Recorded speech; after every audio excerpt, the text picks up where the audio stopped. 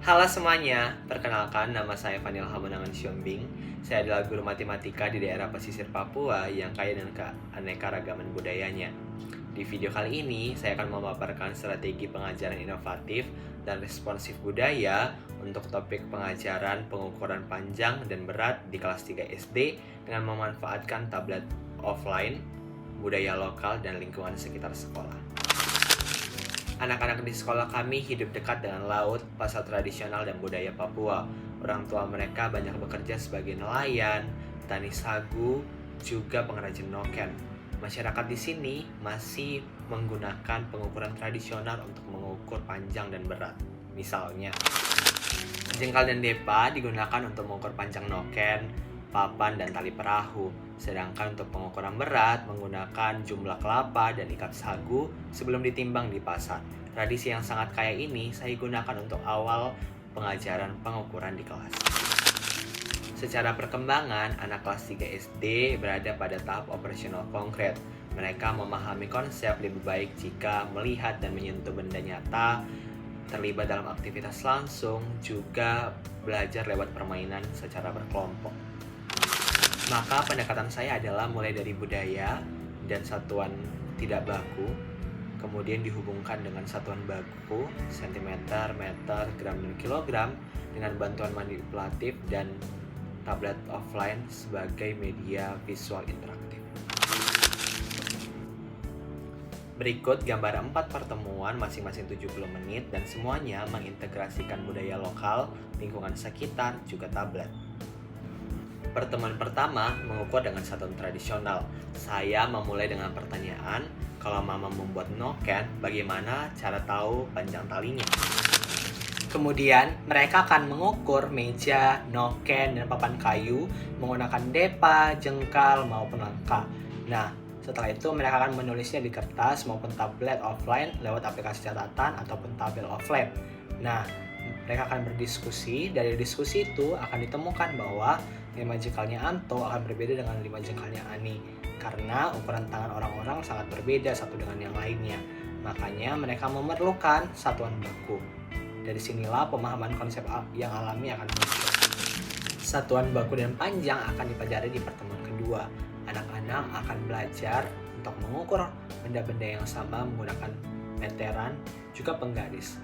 Setelah itu mereka akan mengukur panjang lorong, panjang pintu, meja, dan sebagainya. Nah, mereka akan menuliskannya kembali di catatan, juga tablet menggunakan satuan cm juga meter. Nah, akan ada permainan unik di dalamnya. Mereka akan menebak terlebih dahulu panjang setiap benda lalu mengukurnya. Nah, ini bukan hanya untuk melihat kecepatan siswa, tapi juga melihat keaktifannya. Lewat permainan ini juga tidak melihat benar atau salahnya, tapi melihat cara anak-anak belajar lewat berkelompok, juga penggunaan alat ukur dengan benar. Pertemuan ketiga, pengukuran berat dengan konteks pasar tradisional. Pertemuan ketiga bertemakan pasar Papua. Kelas akan didesain seperti pasar mini, terdapat kelapa, ikat sayur, barang-barang tradisional. Nah, anak-anak akan berperan sebagai pembeli dan penjual. Mereka akan mulai mengukur berat menggunakan tangan. Akan muncul pertanyaan, kelapa ini lebih berat dari yang itu. Nah, dari sinilah saya akan mulai memperkenalkan satuan ukuran berat, yaitu gram dan kilo. Mereka akan mulai menghitung juga mencatat di tablet. Satu kelapa kira-kira 1 kilo dan seterusnya. Mereka juga akan mengerjakan kuis offline. Misalkan 1 kelapa sama dengan 1 kilo. Misalkan ada 3 kelapa maka berapa kilo. Hal ini menggabungkan konsep berat, pasar tradisional, juga konsep berhitung. Pertemuan keempat bertemakan proyek mini pasar dan laut Papua. Pertemuan keempat ini adalah proyek. Anak-anak dalam kelompok akan membuat poster juga laporan sederhana tentang pengukuran panjang, noken, dan tali perahu dalam ukuran sentimeter juga meter, serta pengukuran berat hasil kebun dan hasil tangkapan ikan dalam bentuk kilogram. Nah, ini menggabungkan hasil ukur mereka, foto dari tablet, serta membuat diagram sederhana dalam proyek. Setiap kelompok akan mempresentasikan hasil kerja mereka. Saya akan menilai produk, poster juga laporan, serta saya juga menilai proses. cara mereka berdiskusi, cara mereka menunjukkan keberanian dalam berbicara di depan umum, serta cara mereka menghubungkan satuan tradisional dengan satuan baku. Saya juga menerapkan diferensiasi. Bagi anak yang sudah cepat tanggap, saya memberikan tantangan dengan membuat soal sendiri. Untuk anak yang butuh bantuan, saya akan memberikan mereka teman sebaya untuk bekerja sama dan kembali mengerjakan dengan cara-cara dan alat-alat yang konkret, sehingga setiap orang dapat berpartisipasi aktif dengan kemampuan mereka masing-masing. Selanjutnya, implementasi, tantangan, dan juga adaptasi. Tentunya di dalam pelaksanaannya terdapat tantangan. Yang pertama, manajemen tablet.